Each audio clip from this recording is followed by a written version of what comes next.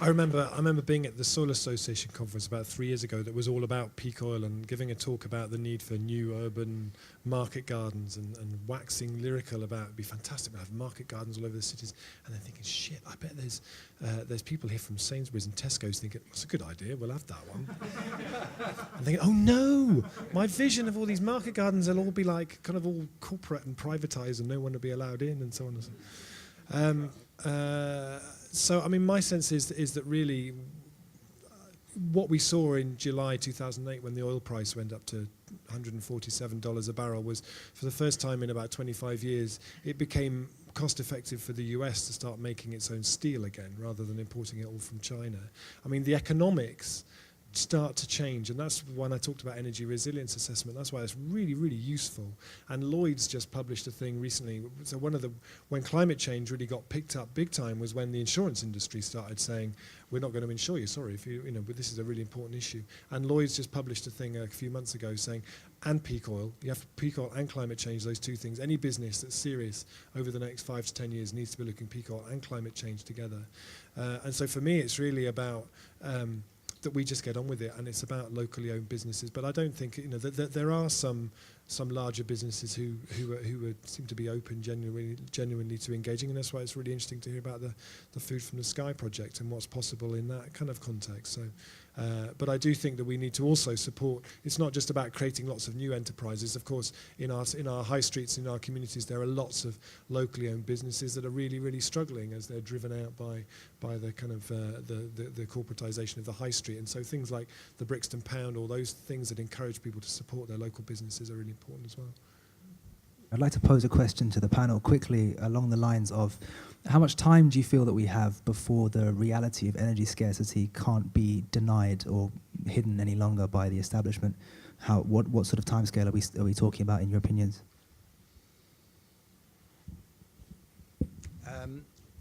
I had this discussion with Rob in the interval. I didn't actually say that the peak oil was going to be in 30, 40, 50 years. That's the point at which the supply of oil, not just relative to demand, but absolutely begins to reduce. Peak oil, I mean, some people say 2006, some people say the next 5 years.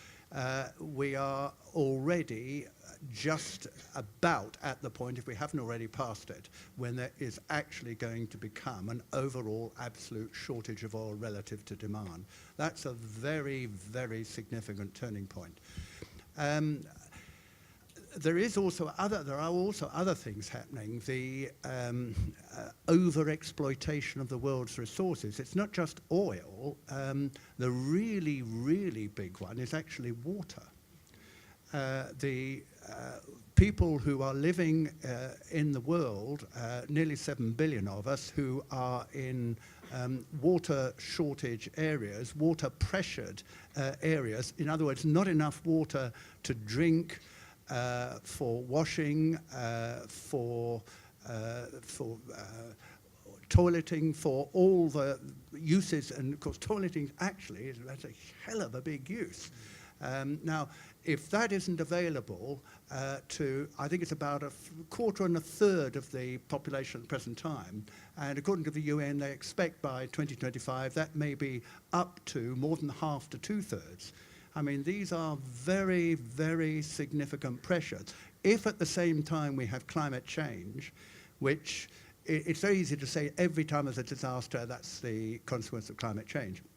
It may be largely because of climate change. It may be slightly to do with climate change. But I'd be very surprised if climate change is not a significant part of all the recently the absolutely immense flooding which occurred in Pakistan, the fires in Russia, which we heard a bit about, which virtually burnt out of control, destroyed enormous amounts of grain crops, and Russia is a very important source of that, as well as many other things across the world. Now, there must be a point, I agree with you, and that's your question, when it is, and no one, I think, is going to tell you when that is, and if they do, they're lying because they don't really know. But I think I would have said, now I'm going to start lying, I actually think 10, 20 years would be my view when this is going to become so painful, so intense, that even the industry and even the governments are going to have to sit up and take notice. And if we have the beginnings of a preparation of an alternative, so that we're not just up against the brick wall, I think that transition will be a lot easier. That's why I think it's marvellous that this has started before we're quite there. That the time period, I think, is very short. 10, 20, 30 years, I think, at most. We cannot go on. So I think it's wonderful. And virtually everyone in the room, just possibly me, will be there to see a major transition. For the first time ever, not brought about by those with money and power, but by ordinary people on the ground, which is exactly the way it ought to happen.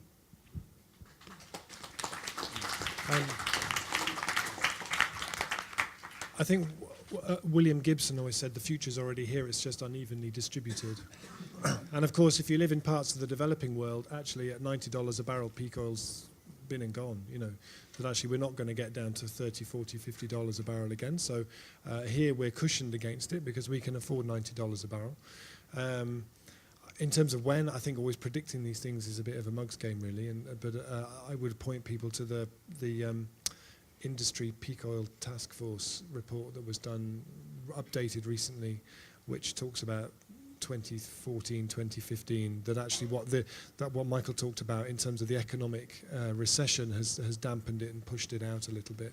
But yeah, sometimes something like that. Pretty short. Thanks. Thank you. I'm Nigel Hazelden. I'm a councillor in Lambeth, and my remit's sustainability and transport.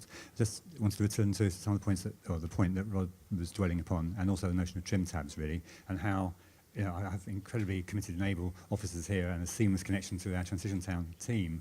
And no matter how proud we are of the Low Carbon Zone and the Green Community Champions success, where we charged Sue in particular with 15 growing projects and we have 70, it's just this feeling about how can the council take it to the next stage up? What kind of trim tabs might we bring into place? I can think of one small one where we managed to streamline the admin to actually grow on estate land. So rather than being a heavy bureaucratic exercise, it's much simpler now.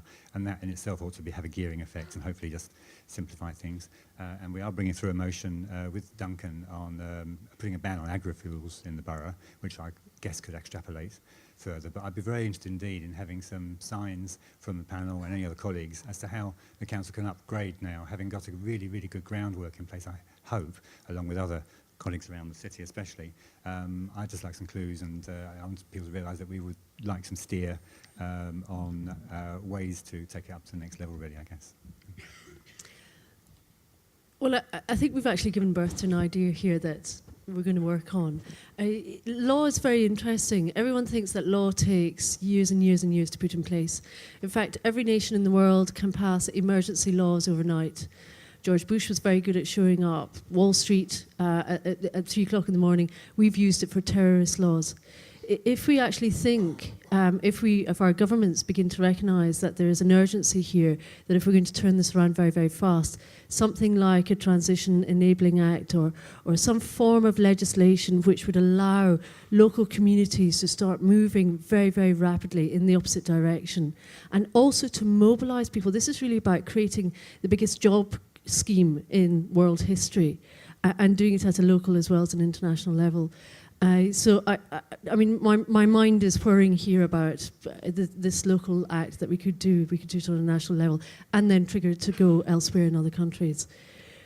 That's what my mind's whirring on just now. Right, I want to... Joanna the first, yes, you're going to have a prototype.